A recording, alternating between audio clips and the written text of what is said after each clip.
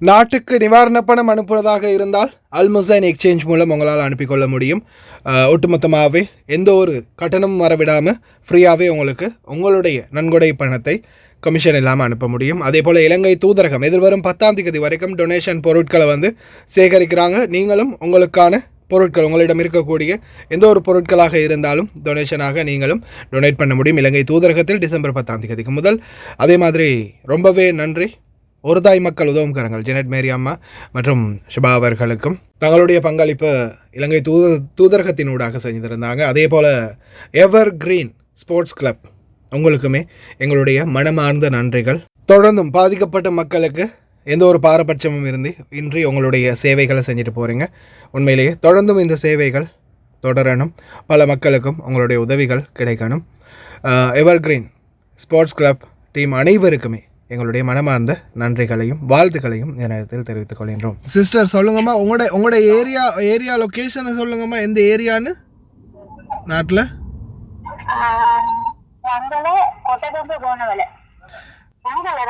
Rangala கொட்டகங்க கோனவலை. Social ஆக்டிவிஸ்டாலேயோ எந்த ஒரு நிவாரணமும் போய் சேரலையா உங்களோட ஏரியாவுக்கு? ஆமா கேக்குது. நீங்க உங்களோட ஏரியாவுக்கு இது வரைக்கும் எந்த ஒரு நிவாரணமும் சேரல வெளியால இருந்து?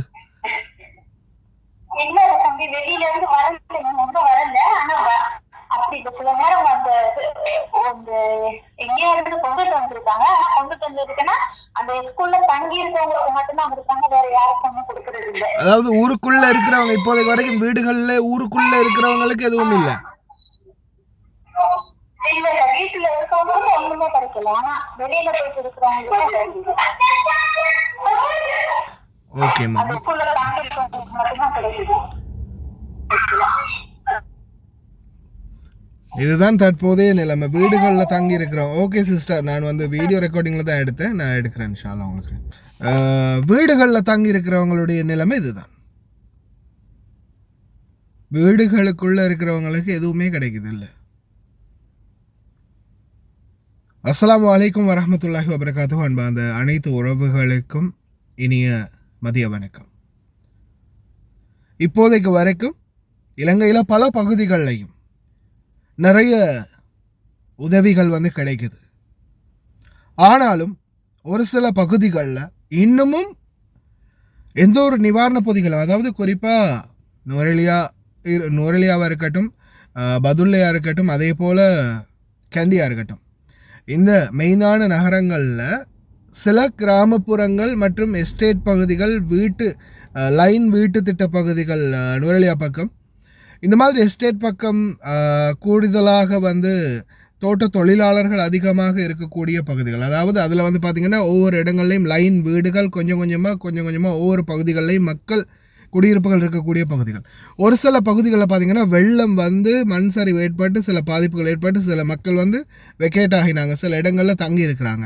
ஒரு சில பகுதிகளில் மக்கள் கொஞ்சம் ஏற்றமான மற்ற இடங்களில் இருந்து மறுபடியும் ஒரு பாதிப்படைந்த நிலையிலேயோ அல்லது அவங்களுடைய பகுதிகளில் நீர் தாக்கத்தால் ஏற்படாத பட்சத்தில் அவங்க வீடுகளில், சொந்த வீடுகளில் மறுபடியும் அவங்களுடைய வீடுகளில் போய் இருக்கிறாங்க. ஆனால் இப்போ வரைக்கும் அந்த மக்களுக்கு சரியான உதவிகள் போய் சேரலை. ஏன்னா உண்மைக்குமே இப்போதைய சூழலில் எங்கெங்கே கேம்ப் இருக்குதோ, அதாவது ஸ்கூலாக இருக்கட்டும் அல்லது வேறு ஏதாவது ஒரு பகுதிகளாக இருக்கட்டும், அரச கட்டிடங்களாக இருக்கட்டும், அது மாதிரி கேம்புகளில் தங்கி இருக்கக்கூடியவங்களுக்கு நிச்சயமாக எந்த ஒரு வகையிலாவது உணவுகள் அல்லது நிவாரண பொருட்கள் கிடைக்கும். ஆனால் அதே இது இப்போதைக்கு இந்த வீடுகளில், சொந்த வீடுகளில், அவங்களுடைய சொந்த இடங்களில் தங்கி இருக்கிறாங்க. அதே மாதிரி அவங்களால போக முடியலை. இன்னொரு முக்கியமான காரணம் என்னென்னா, அவங்களால போக முடியலை.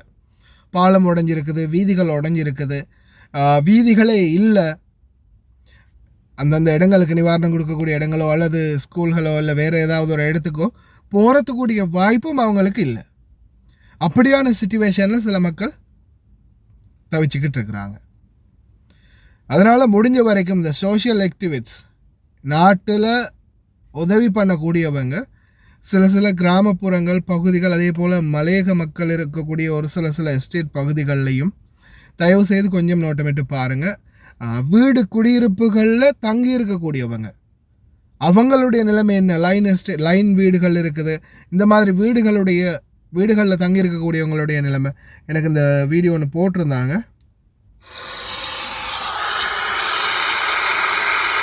லைன் வீடுகள் இருக்கக்கூடிய இடங்கள்லாம் வந்து நான் வீடியோ கடைசியில் அட்டாச் பண்ணுறேன். அவங்களுடைய நிலைமை இன்னும் மோசமாக இருக்குது. அதையும் தாண்டி இன்னமும் மீண்டும் மழை வரப்போகுது அப்படின்ற மாதிரியும் ஒரு தகவல் வெளியாகி இருக்குது. தற்போதைய சூழலில் லேசாக மக்களுடைய மனதை மீண்டும் கொந்தளிக்க வைக்கக்கூடிய ஒரு தகவலாக அந்த தகவல் மாறினது கொஞ்சம் கவலையாக இருக்குது.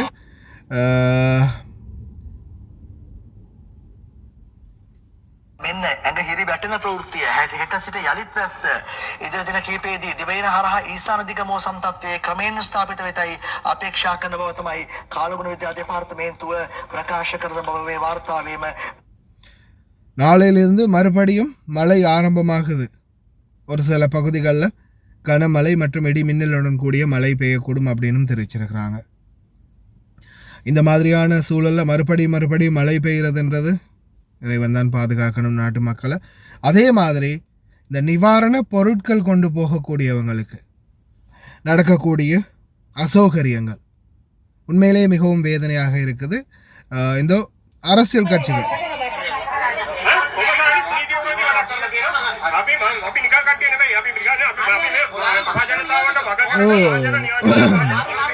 நீங்களாம் சும்மா ஆளுங்க இல்லை, அடி வயிற்றுல இருக்கதே சுரண்டி திருடிட்டு போற திருட்டு கூட்டம்.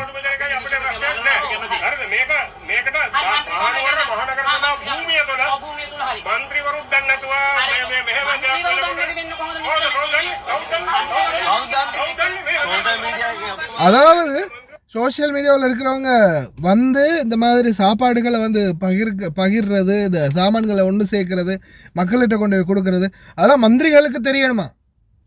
இந்த முந்திரிகளுக்கு தெரிஞ்சாதான் இந்த இந்த அரசாங்க அதிகாரத்தில் இருக்கக்கூடிய இல்லை அமைச்சர்கள் இந்த பொறுப்புகள் இருக்கக்கூடியவங்களுக்கு தெரிஞ்சாதான் அவங்க மூலமாக தான் நாங்கள் கொடுத்தோம், நாங்கள் தான் நின்னோம், இது எங்களுடையது தான். ஏன்னா அடுத்த முறை அரசியலுக்கு எலெக்ஷனுக்கு இது வந்து யூஸ்ஃபுல் ஆகும் இல்லையா? இந்த சந்தர்ப்பத்தை பயன்படுத்தி அரசியல் செய்யக்கூடிய கேவலங்கட்ட கீழ்த்தரமான அரசியல்வாதிகளும் அரசாங்க அதிகாரிகளும் இன்னும் இருந்துக்கிட்டு தான் இருக்கிறாங்க. இந்த நேரத்திலையும் அந்த கீழ்த்தரமான குணத்தை காட்டிக்கிட்டு தான் இருக்கிறாங்க. இவங்களுடைய பொறுப்புல பொருட்கள் கொடுத்தா கடைசியில் என்ன ஆகுது?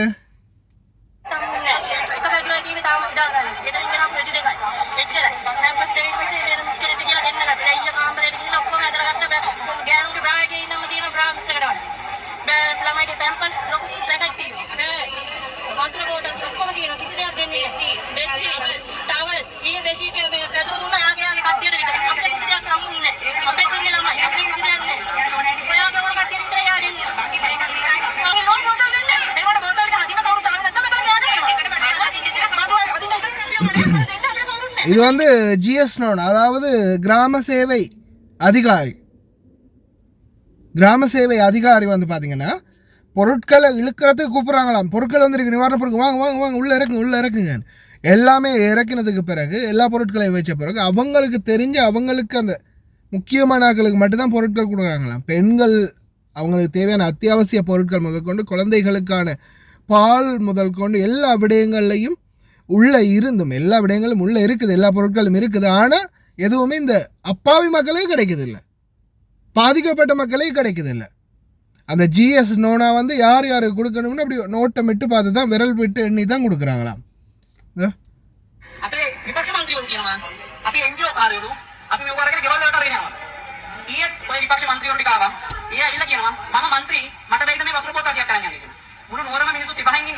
ඒ මන්ත්‍රීලාට මතක් කරලා තියෙන යාලගේ ගෙදරට වතුර බෝතල් ටිකක් ගෙනන්න තමයි. මං කිව්වා සමාවෙන්න මන්ත්‍රීතුමා ඒ මන්ත්‍රීකම් මෙතනට දාන්න නැහැ මහත්තයෝ කියලා.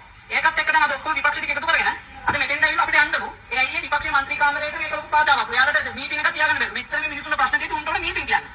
කාලකන්‍ය අපේ උන් ටික එකතු වෙලා හරිනම් අපිට සපෝට් එක දෙන්න ඕනේ. කීය හරි එකතු කරගෙන ඇවිල්ලා ඒ කට්ටිය අලමුදලකින් එකතු කරගෙන ඇවිල්ලා මෙතන ගයිඩේෂන් එකක් දෙනවා දැම්මම මදි.